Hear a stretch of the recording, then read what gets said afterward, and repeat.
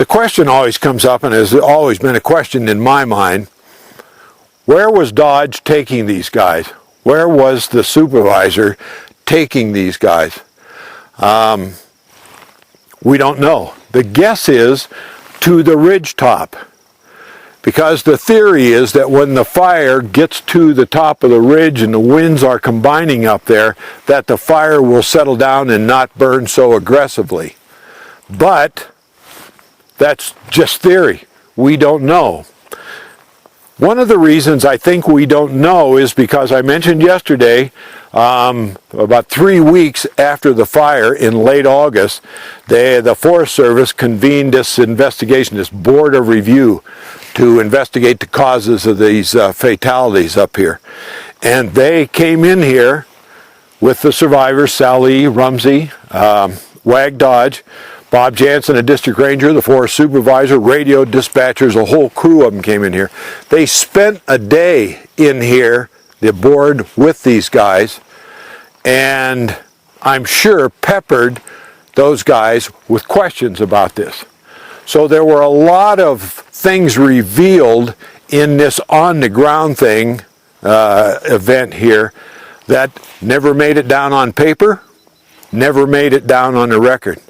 And I'm convinced in my own mind that if this board, these guys were experienced fire people, one of the questions they would have asked Dodge is, aside from the obvious that you're running away from the flames, what was your destination? What was your goal in taking these guys up here?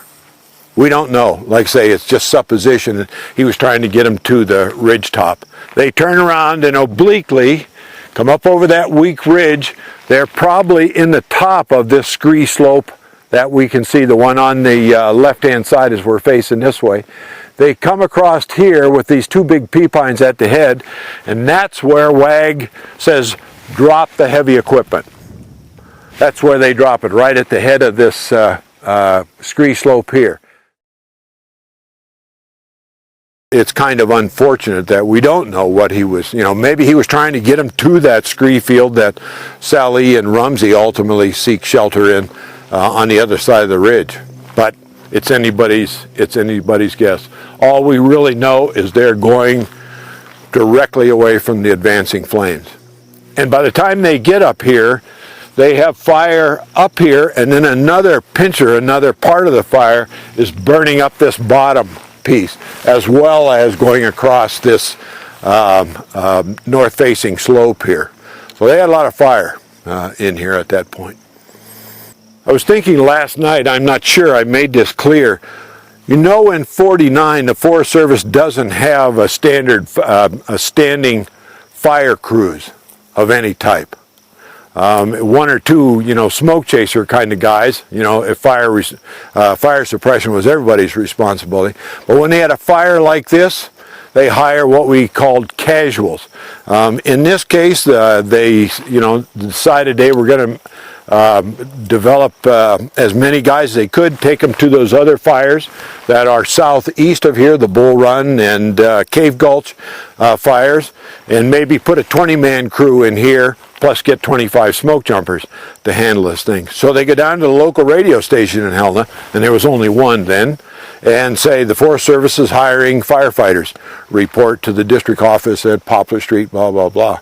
And so in those days, you got anybody and everybody. You hear the tales about they went into bars and just grabbed drunks off the stools and whatnot.